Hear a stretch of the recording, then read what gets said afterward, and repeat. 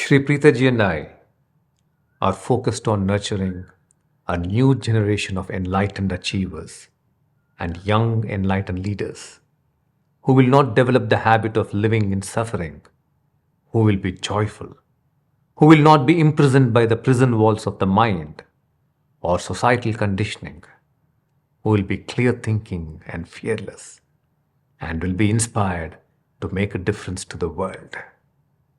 Because to me, every young person is a treasure. You are a treasure that has not yet been discovered.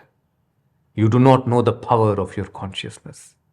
You do not know what you can achieve when you go beyond the prison walls of your mind, beyond the prison of suffering.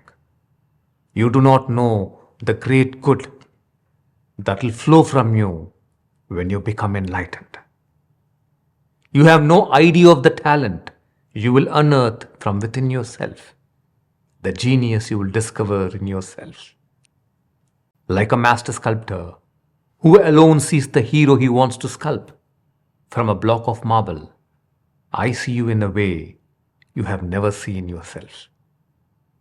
Well, let's enter into a conversation today.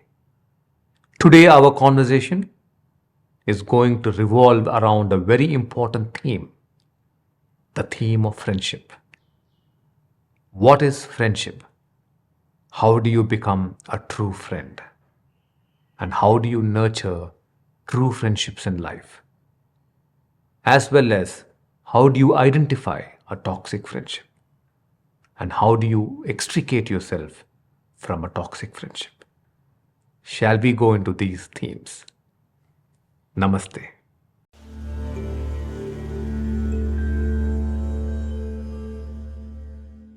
Throughout my life, friendships come and go.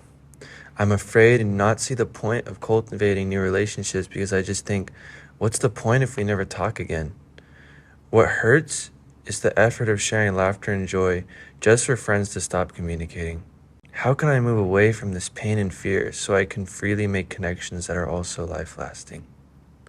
Neil, friendship is a triad. It is a triad in which three things come together. The first is non-judgment. Second is the joy of being together. The third is nurturing another towards greater well-being. So, I want every one of you who is listening to me to ask yourself, do your friendships have this character? Anyone who wants to have true friendships must firstly be a true friend. Because if you are a true friend, you will attract true friends in the world. You will have many enduring friendships throughout your life. My friendships have all been very long. I have friends who would give their life for me. Do you know why? Because I love them with all my heart and I am a true friend to them. How can you be a true friend? First, cultivate the practice of non-judgmental listening. For most people, there is an incessant commentary that goes on when the other is talking. You keep judging your friend as being snobbish, peevish, silly, naive, not intelligent, selfish.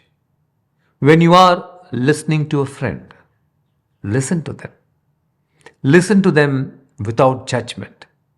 Feel what they are going through.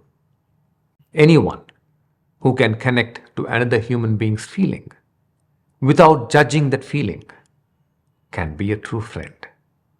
So cultivate non-judgmental listening with your friend. Because when you judge someone, whether you judge them and voice your judgment or you judge them internally, actually you have created separation. The energy between the two of you is already broken. There is no friendship there.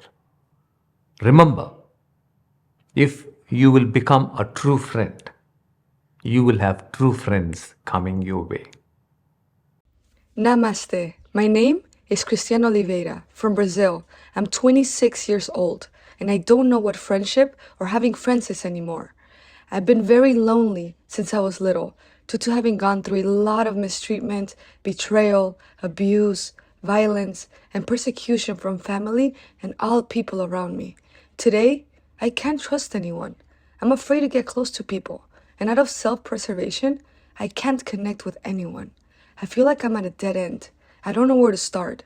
I feel stuck in a loop. How would it be possible to overcome these traumas? I am sorry to hear that you had to go through so much pain in life, Christian. But where is relationship without trust? Friendship needs trust. Love needs trust. Because only with trust you will learn to relax. You learn to relax in other person's presence. You learn to enjoy the other person's presence. If you do not cross this hurdle of mistrust, you will remain internally lonely for the rest of your life. Your brain will be damaged. Your intelligence will become limited. Your creativity will become limited. Trust is not something that comes because you decide, I will trust from today, let me take a chance. Trust comes when you become innocent. And what is innocence? Innocence is to be freed of hurtful emotions.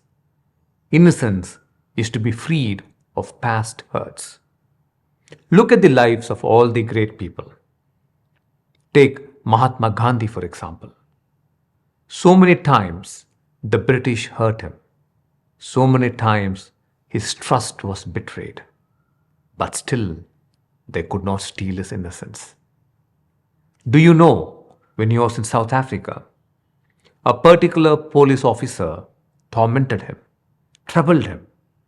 But then, when Gandhi was actually leaving South Africa and coming away to India, Gandhi made footwear with his own hands for this officer and sent it to him as a gift. The officer was shocked. He wrote a letter to Mahatma Gandhi saying, I am not as great a gentleman as you are to fit into your shoes. So forgive me and accept the gift back. That is why I want you, Christian, and all the young people to go through the processes that Sri Preethaji and I are leading you through. Because your heart has to be made innocent of hurt emotions. If you have to trust again, and only with trust, love is possible. Namaste, Sri Krishnaji. How to overcome friendships that may be having a bad influence on us? Thank you, Sri Krishnaji.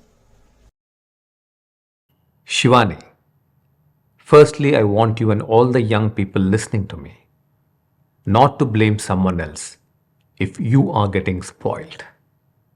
Don't blame your friends or your friendships. You must find the courage to say a no, even if it means that you may lose a friend, even if it means that your friend may get upset with you, even if it means that for the next 3 days or 4 days, or a week, or a month, you have to face isolation.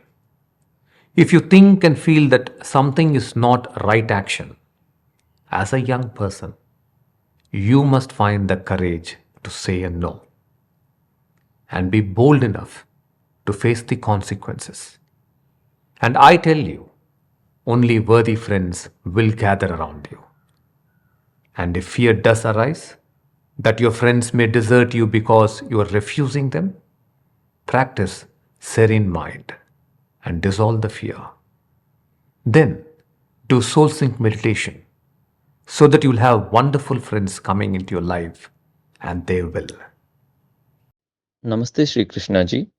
My question for today's topic: I have had complete faith in my friends. However, the thought of them cheating or backstabbing me bothers me a lot. Due to this feeling, I have lost touch with all my friends. What should I do in order to have really good or better friendships in my life? Thank you, Sri Krishnaji. Bullappa, your life seems to be governed by the fear of failure than by the joy of creating, achieving, and accomplishing something. Your friendships, likewise, are reflecting the same thinking process. They are governed more by the fear of being cheated than the joy of staying connected, enjoying the friendship, having fun together. How do you think you can prevent failure? How do you think you can prevent anyone from hurting you? How do you think you can prevent people from leaving you? Do you know one of the most powerful animals in the wild is a tiger? And when a tiger is hungry and it sets out to catch its prey, 95% of the time it fails. It only manages to succeed 5% of the time. Bullappa, if the tiger were like you, it had to become depressed and stop hunting and starve itself to death. Is that how you want to live your life? Some friendships will endure for a lifetime. Some friendships will be true, but they will come into your life and leave at some other point in time. Sometimes they go away because they find something that is more interesting, or because at some point in life their views and your views differ. That doesn't mean that the moments of friendship you had with them was false. When it lasted, it was beautiful. Some friendships, of course, have never had any depth. They only come together to have some fun, to have some pleasure, and the moment that was over, they left. So focus on being a great friend. Focus on being truly present in friendships. Focus on becoming fearless in life. And going forward, do things without fear. Relate to people without fear. Achieve without fear. Attempt new tasks without fear. If you can do this, wonderful people will come forward and they will be your friends. And of course, you will have some friendships that last your entire life, and they will be one of the great joys of life.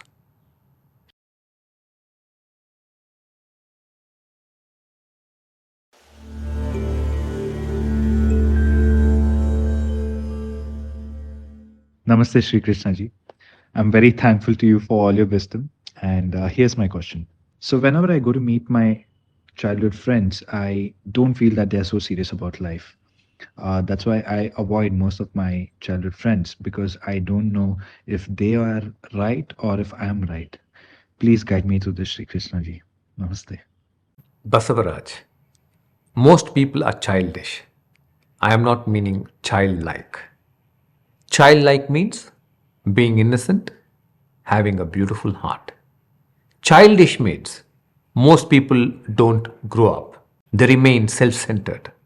They remain caught in the small, petty little pleasures and problems of life. They remain complaining about other people and they live dissatisfied lives. Very few people take massive action. And if you want such friends in your life, the best way for you to do that will be to encourage them to take a spiritual journey. Because only when people go through an inner journey, an inner transformation, can they really rise and mature and pursue greater visions in life. Every young person needs what I call a spiritual initiation. By initiation, I mean an inner ignition, a process that will make them question their old ways of thinking, old ways of living, a process that will open their hearts like breaking a coconut. The hard shell of the heart has to break. A process that will actually break self centricity and open your heart to the immense passion of wanting to create a difference. And when each one of you have 5 such friends, you can be sure you have set yourself upon for an extraordinary destiny. Every one of you has to work towards creating 5 such friends. You don't have to feel ashamed about inviting your friend for a spiritual journey. It is a principle that the 5 people with whom you associate most will impact you. Pranam Shri Krishnaji. Some friends want something from me and use our friendship for their own selfish purposes. What exactly is friendship? Thank you, Shri Krishnaji. Madhavi, understand the difference between exploitation and grateful giving and receiving. When you say that some of your friends want to use your friendship to take things from you, and therefore you don't like them, I want you to understand this difference. Exploitation is an act of selfishness. It is where you take from someone to the point that you are depleting the other. Exploitation is where you are greedily grabbing from the other. Exploitation is when you take from the other even when you know that it is hurting the other. And exploitation is where there is absolutely no giving in return, no nurturing the source from which you are taking. To help you understand exploitation, look at humanity's relationship with Mother Earth. What are we giving back to Mother Earth? We are exploiting every one of her resources. We are chopping off her forests. We are taking her water from the rivers. And then all we throw back is dirt and pollution in return. We take, and take, and in return, we are only giving pain. This is exploitation. You take love from your friends. Sometimes you take financial sustenance from them. Sometimes you take emotional sustenance from them. You take everything without consideration, without pausing and wondering if it is hurting them to give you. You take without pausing and wondering if they too have some needs, which probably they are sacrificing for your sake. You take without pausing and wondering how you can nourish them in return, how you can support them in return, emotionally, mentally, physically, in any way. So, exploitation is making use of the other. But in friendship, there can be grateful receiving and joyful giving. Friendship also involves sharing. You have knowledge, you give it joyfully. You have connections and resources, you share them joyfully. You have spiritual power, let us say the power of diksha or healing, you share it gratefully. I want to share with you what I call the equation of giving and receiving. To give joyfully when someone asks, to receive gratefully when somebody else is giving, to ask for help sensibly without hesitating. All three are important. This entire equation of giving and receiving is very critical equation. Most people never get a hang of the equation of giving and receiving even after they have grown up. As young people, I want you to learn it. In giving, let there be joy. In receiving, let there be gratitude. In asking, let there be clarity and responsibility. Then friendships will last a long time. Namaste Sri Krishnaji. Our question to you is, how do we identify a friendship to be toxic? Can we prevent being in toxic friendship? Thank you, Sri Krishnaji. A toxic friendship is characterized by 3 I's. The first I is, a toxic friendship makes you irresponsible. What is irresponsibility? When you no more care for the well being of the larger whole in which you are placed, that is irresponsibility. That larger whole can be your family, can be your organization, can be your nation, can be Mother Earth. When a friend makes you disconnected from the well-being of the whole, that friend is contributing to your sense of irresponsibility. That is toxic friendship, and you have to give it up. The second I of a toxic friendship is insensitivity. What is insensitivity?